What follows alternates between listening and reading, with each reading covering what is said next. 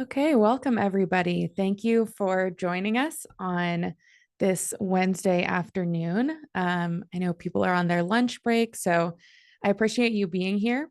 So today it will be me, and then my co-investor, who happens to also be my husband, is the co-host. So he's going to be working on the chat and answering any questions you have. And then if you have any questions you want me to address, also feel free to leave it in the chat and we can talk through it at the end. So that said, let me share my screen and let's get into this.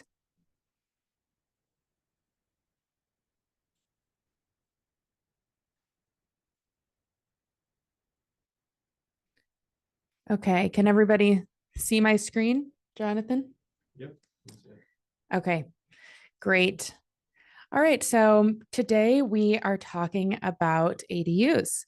ADUs are really exciting. There have been some recent regulatory changes in Denver around ADUs as well that we'll discuss that makes this a really pertinent subject that might be really relevant to your investing strategy. So just another tool to have in the tool belt.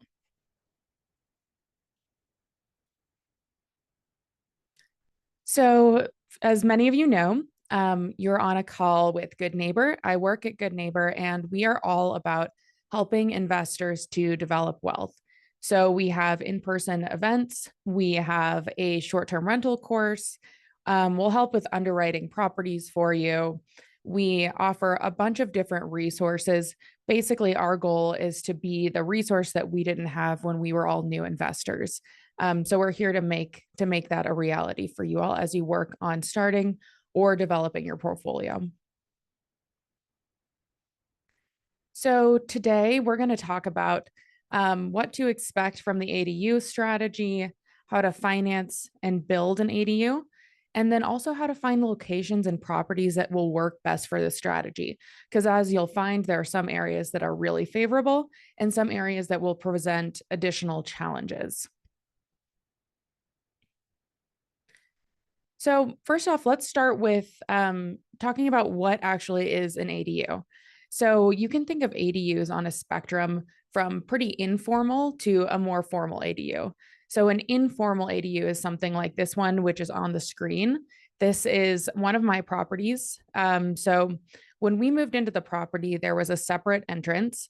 It didn't used to look like this with the cute kitchenette and everything downstairs. But we actually blocked off part of the house so that there could be a fully separate entrance and then used it as a short term rental. So, as I mentioned, this is more on the informal side. We didn't go through a formal permitting process or anything like that. But it worked really well for us. We had it up for about 10 months. And during that time, we made about $30,000 gross just with this informal basement ADU. So this wasn't a huge cost to implement by any means. So you can start off on the more informal side.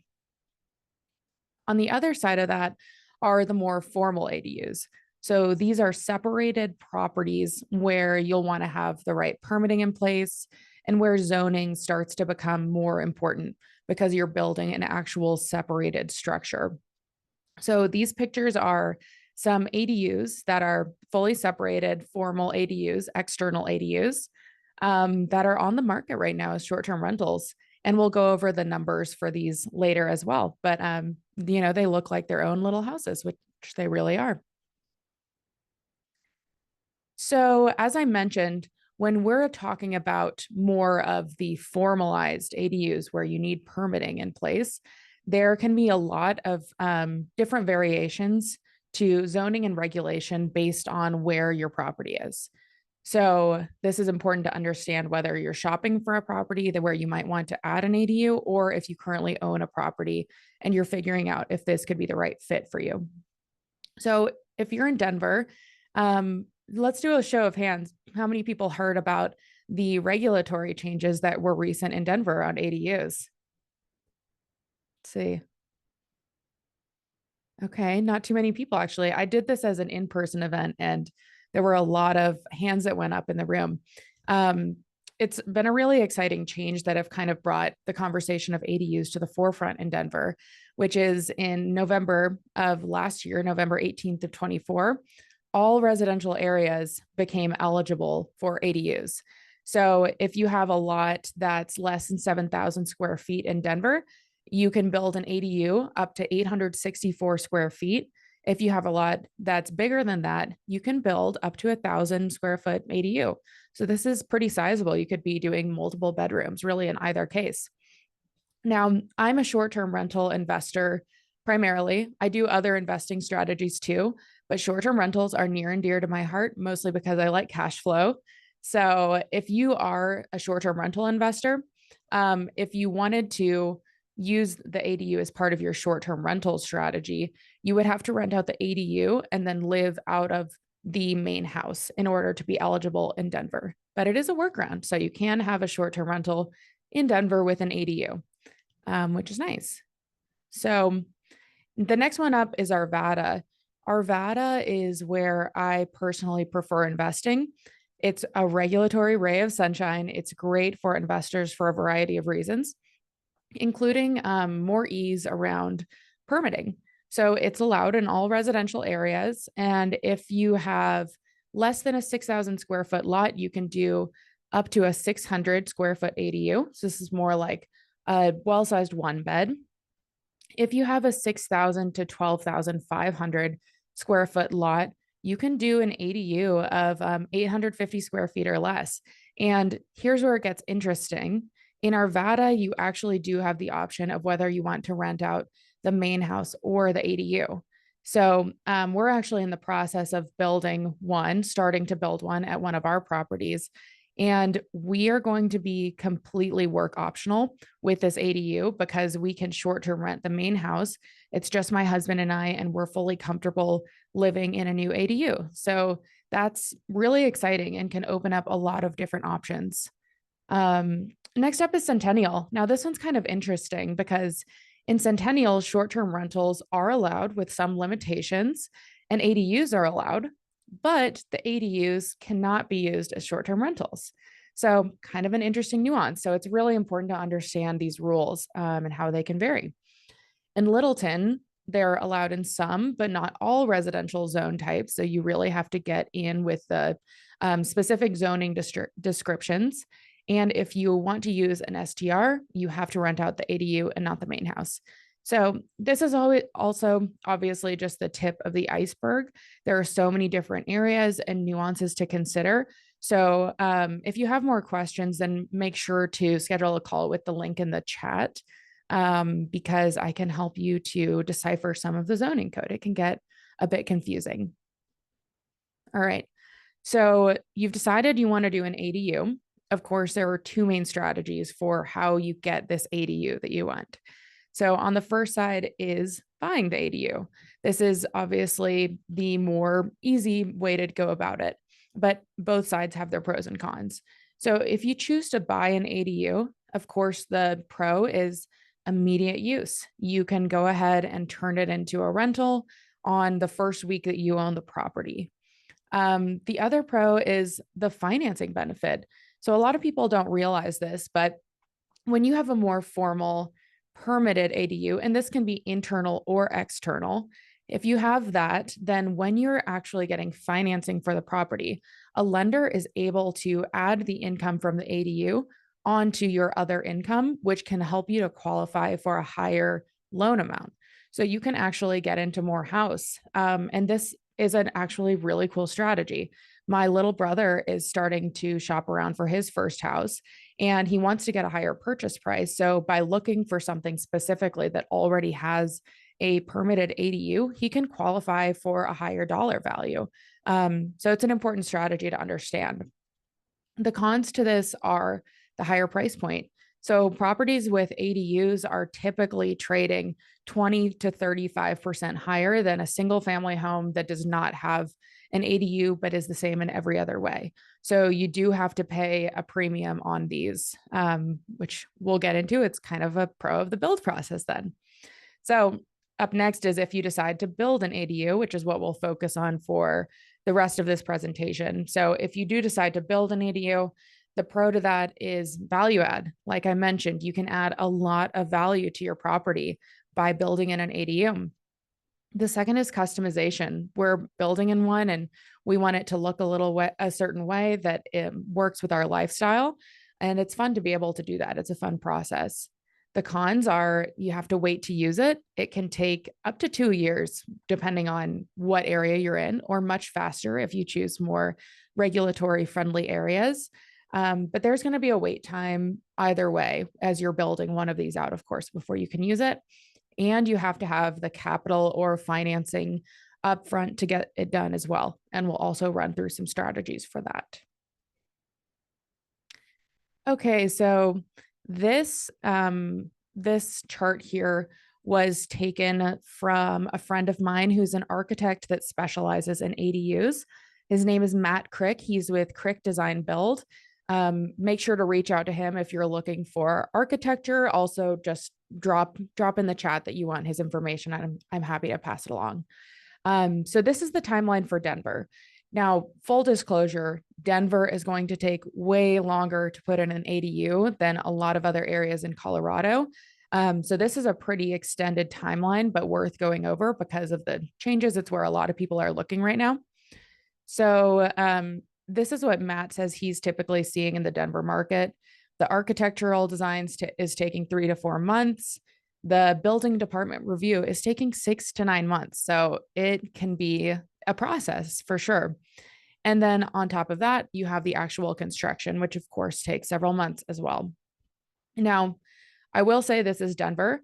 I'll speak from personal experience as we're looking towards our Arvada ADU build in the coming months. It's going to be way, way faster than this for a couple of reasons. First off, we're converting a separated garage space. So the structure's already there. So that makes it a bit easier. And then this 6 to 9 month building department review in Denver. In Arvada, they will approve your building plans within 2 to 3 weeks. So the timeline is drastically different.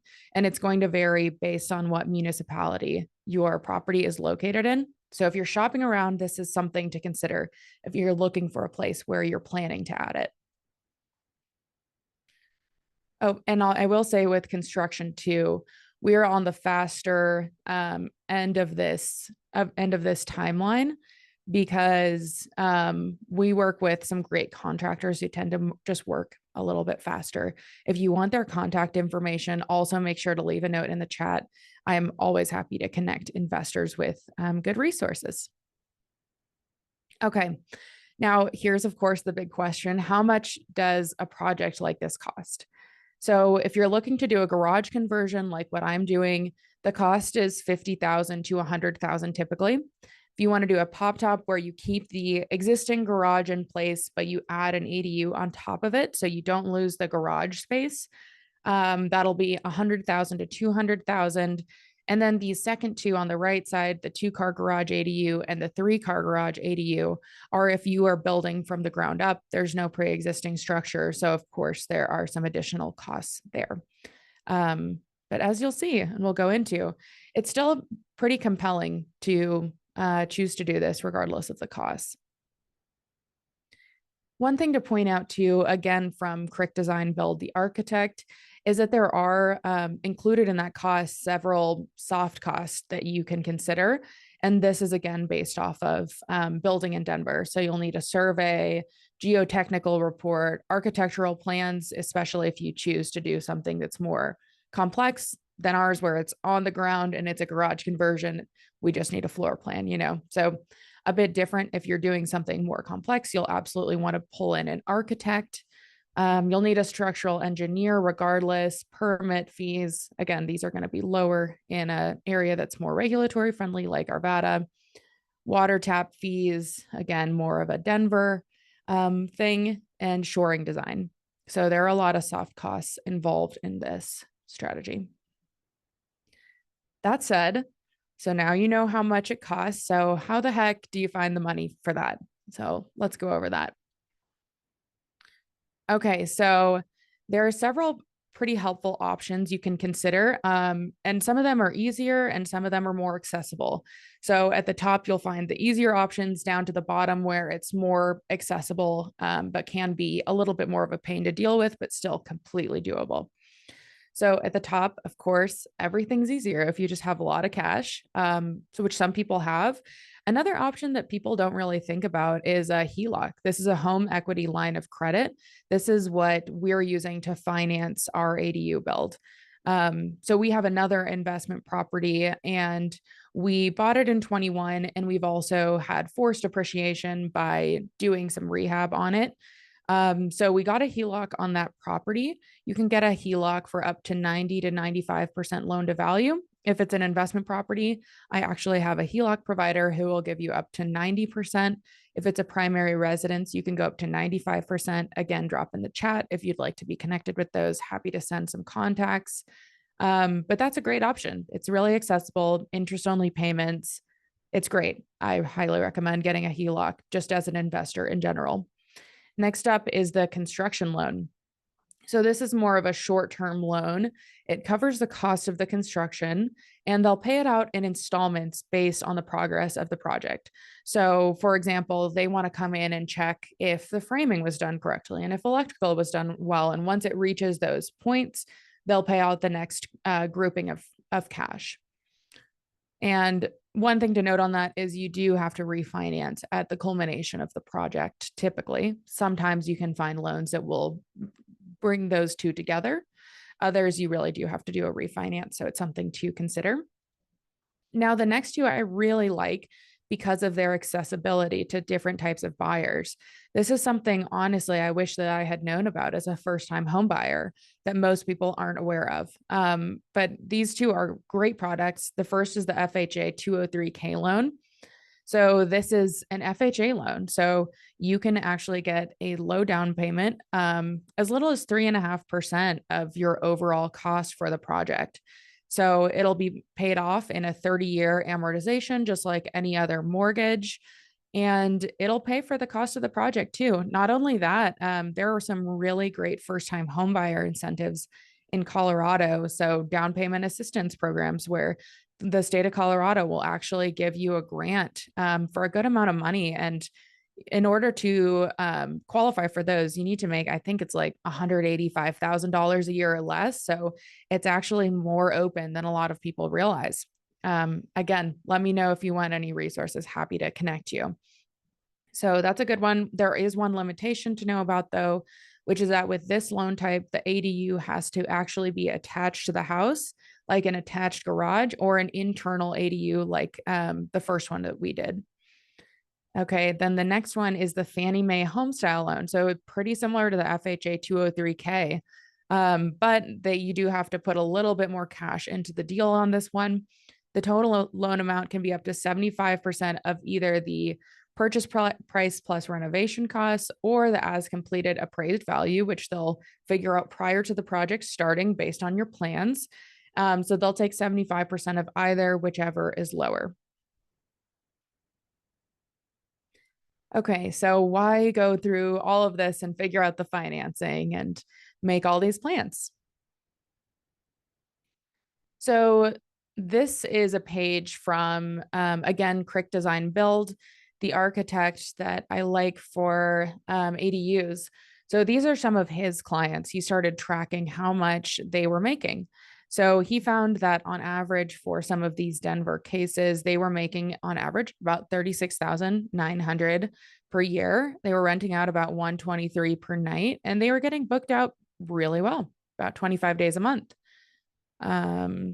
So I also did some research on my own as well. So on the left over here, these are just some comps I pulled from AirDNA. If you don't know AirDNA, then definitely connect with me because it's a really great resource. All of my clients get access to it for free. So these are some current Airbnb ADUs. The one on the left is adorable, looks great, has a lot of reviews. It's making $51,600 per year. I believe this one was in Arvada. This next one was making $35,600 per year, 76% occupancy. And then the last one over here was making 41,000, and this is an internal ADU. So you can still have great options across different types as well. So in general, these are making $30,000 to $40,000 of gross revenue across ADU types. And this was true of when I listed a basement unit too. So they can do really well, and there's obviously room for upwards momentum from there too, if especially if you have a separated, good-looking ADU. Now, on top of the cash flow you can get from these is the forced appreciation. Now, I love forced appreciation as an investor because on my other property, for example, we had forced appreciation that gave us more equity as well as a little bit of time in the market. And that's how we were able to get a HELOC that funds these types of projects for us so that we aren't having to pay for it out of pocket. So this is a really great way to do that. You get paid off in multiple ways with this. So you can expect an increase to your property value, typically in the range of 20 to 35%. So that can be a pretty high dollar value when you look at Colorado's prices. Now, this last one, of course, is near and dear to my heart because it's the exact strategy that my husband and I are doing.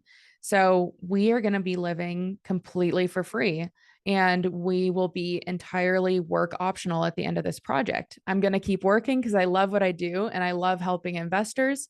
But just the fact that I could pick up and leave and travel, do whatever I wanted is so empowering to me. And I love helping others to reach that as well.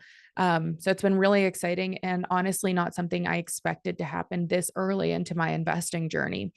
So to kind of go over how that's working. So we have a 5-bed in Arvada that makes about 120,000 per year gross, a 4-bed in Arvada that makes about 105,000 per year gross, as both of these are Airbnbs. And then you'll notice I also have a long-term rental. I wish it wasn't, but it's in Denver County, so I unfortunately can't short-term rent it. It's a nice new build townhouse. It's about the same cost as the other two. It's actually our most expensive purchase, but we only make 39,600 per year on it because it is a long-term rental. So taking the long-term rental out of the equation because I really don't cash flow on it, it's more of an appreciation play. Just from our STRs alone, our expected net income, so our take home after you take out cleanings and all of the other expenses, is $7,000 per month. And mortgage costs, of course, all of that's being stripped away. Our take home is $7,000 per month. So since we're financing this ADU with an interest only payment from our HELOC, the payment on it, it's only going to be about $450 per month for the minimum. Of course, you can make principal payments, but at a minimum for the interest only required payment, it's $450 per month. So this means that after all of our expenses, after our living costs, our take home is $6,550. So I don't know about you all, but we're not super spendy people. So this is something that's completely doable. And like I said, we'll continue to work because we enjoy what we do, but we have full optionality for what we want our lives to look like. And that's really special. And we are going to design our ADU to look something along the lines of the one on the left down here. So as you can see, it's a cute 1-bed apartment. It'll be a really nice spot to live. So we're excited to custom build it to our needs. So that said, how can I help you on this? Let's go over some of the resources that I'm happy to do and that I give to the clients that I work with. So what I like to say here too is that a lot of the times realtors working with investors just leave the investor with a set of keys. And I know firsthand that it's really helpful to have somebody to bounce ideas off of to help you to figure out what's going to be the right property, how much you can make, what strategies you can look at. So I don't leave people with just a set of keys and a lot of questions. I really want to be there as a resource, and I'm communicating with my clients after close, helping them set up their business so that they can make money. And full disclosure, this works great for my business because what happens is that investors are able to cash flow to the point that they come back and want to buy another one with me next year. So it's a win-win. So here are some of the tools I offer to help you to create a profitable business or to build wealth from doing something like a house hack. On top of that, like I said, short-term rentals are kind of my bread and butter. mostly because I like cash flow. So if you want to learn how to generate cash flow through short-term rentals and you're not ready to start shopping around or talking with me in particular yet, this is a good resource to start. We put down everything we know about short-term rentals into this. So it's a great place to learn a lot. I wish I had had it when I was starting out, would have saved me some time. And if you sign up for it, if you use the code LIVE, which is my name, you get 50% off since you were at this meeting today. Lastly, if you want to get in touch, I love talking with other investors, whether you're looking to buy in 9 days, 90 days, or you're just trying to figure out if this is a good fit for you. I'm happy to connect. You can reach me at a bunch of different spots. I'm also about to start my YouTube channel as well. So you'll find the link for that here. There's going to be a ton of great information. You can connect with me one off, follow my Instagram. I'm on TikTok too. I honestly can't remember my TikTok name, but you can probably find me. So, and then make sure that you are coming to our Good Neighbor events too. We have a lot of in-person events. It's a great spot just to bounce ideas off of each other as investors. We're all here to help each other. We're not into gatekeeping. We want everybody to be successful with this because we believe in financial growth and independence. So that said, I'm going to stop screen sharing. If you have any questions in particular, now's the time. One moment here. All right. I'm looking through the chat for any questions.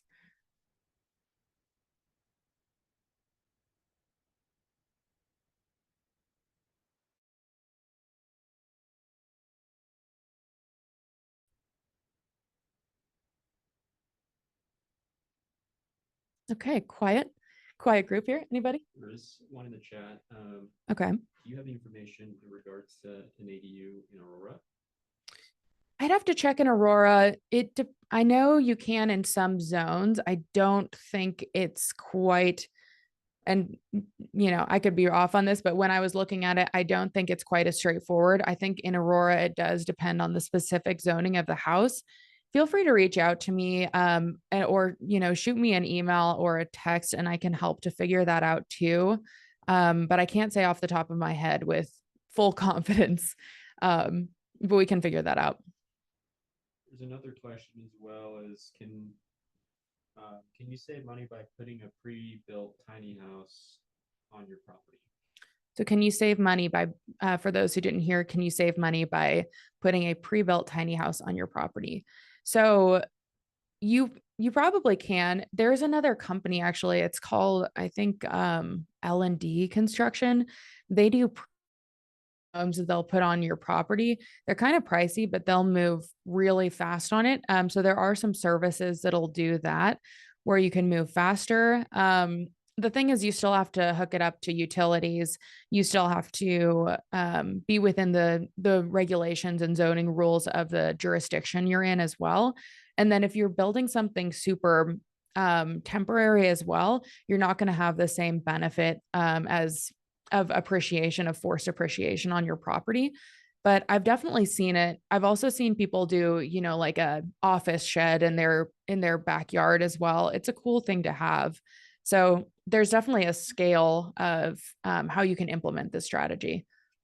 There's another company I was actually just talking with where they were trying to make it even more affordable from a prefab perspective. So it's been exciting since these regulatory changes have come out just to see different companies starting to form who can help to make this more affordable, because it's just a great solution, whether you're an investor, or for a lot of people, it's multi-generational housing too. So it's cool to see different options. The other question was from Arcia. Do you have any information about ADUs in unincorporated Jeffco?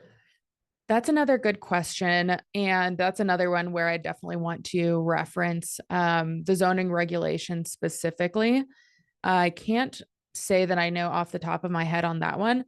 And then the other piece of that too is if you're a short-term rental investor, unincorporated Jeffco, you can do short-term rentals. So I'd be curious what the rules are on that as well. They have been kind of tightening up a little bit. It's still allowed, but they're making investors go through more checkpoints in unincorporated Jeffco. So that would be a good thing to reach out to me about, and I can give you more information and call some contacts to figure that out. Oh, wanting to convert your garage into an ADU. Okay, cool. When it's internal, it's typically a lot easier to get these approved if it's internal to an existing structure, especially if it's attached. So my first inclination would be to think that that's probably going to be doable, but again, you'd always want to verify it or reach out to me and I can help you to verify that. Thanks, Lids G. Glad it was helpful. Let's see. Oh, and the HELOC content. Josie, if you want to shoot me a text or an email, I can absolutely get that over to you. They're great. Honestly, can't remember her name off the top of my brain, but it took us a while to find a HELOC provider who was willing to give us 90% on an investment property. Such a huge tool. So we were so excited. I've passed that contact on to a few people. So email me, shoot me a text, schedule a meeting, and I can make sure you get that information. Let's see.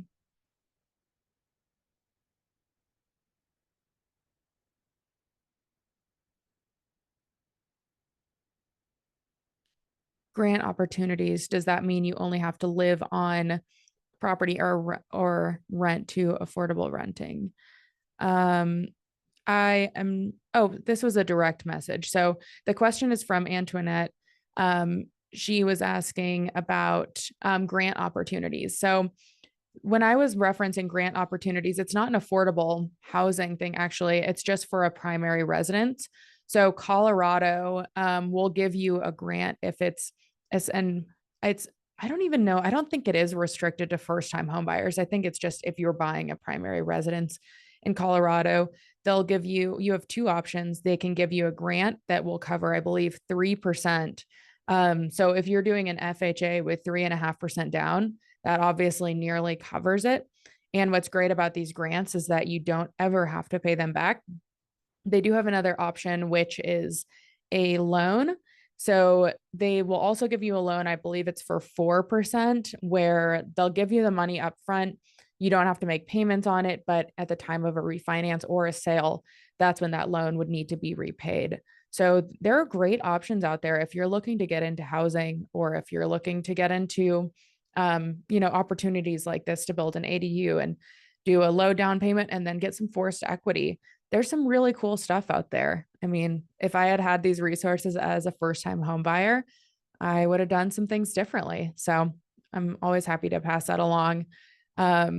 Make sure to reach out to me about that contact information, and I'll make sure you get everything you need to know about first time home buyer grants because they're amazing. I'm shocked more people don't use them. And let's see. There's another question regarding payments on the HELOC, if they're only interest payments. Yeah, so that is one of the best things in the world about HELOCs. So depending on the HELOC, you can get a different structure. Oh, and sorry, for those of you who didn't hear that, the question is about our HELOCs interest only payments. So the way that HELOCs work typically with most lenders is that you have a draw period of, say, it's typically like 10 to 15 years where you can pull out the full amount of availability you have on the HELOC. And then you only need to make interest payments during that time. Then you'll have a second portion of your HELOC, typically 10 to 15 years, where then you'll have to make principal payments. So, what's great about that when you think about it, though, is so for a project like this HELOC, if we wanted to, we could make interest only payments for the next 10 years. And by that point, I mean, real estate in Colorado typically about doubles in price every 10 years. So if you want to refinance to pay that off or whatever, there are just different options, or you can pay it down earlier and then your interest payments go way down if you decide to do a lump sum towards your principal. So I just love the flexibility of a HELOC as a tool. We've used it for other projects. We're using it at another house to build in an additional 2 bedrooms and a bathroom. and it's great. It's really cheap, easy money. It's awesome. Could not recommend more. So interest only payments for the first 10 to 15 years. Yeah.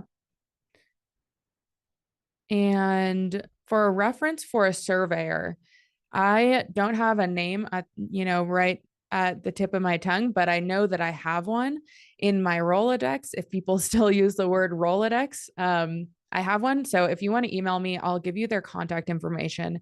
Can't remember it off the top of my mind.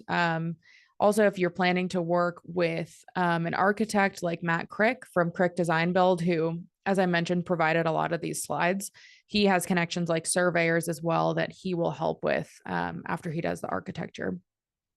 But I mean, I'm not using an architect on ours because it's just going to be flat. We kind of just need a floor plan. And that can be 10 grand. So it just depends on your project, whether you want to use one or not. And someone asked for my phone number. Jonathan, can you drop that into the chat with all contact information? And again, if you have any questions, text me one off, call me, email me. I'm around. I'm easy to reach. Okay.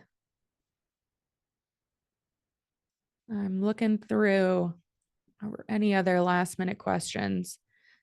This is such a cool strategy. It's just, I love talking about it because I'm just blatantly so excited for myself to be work optional. I think it's the coolest thing in the world, and I want that for everybody.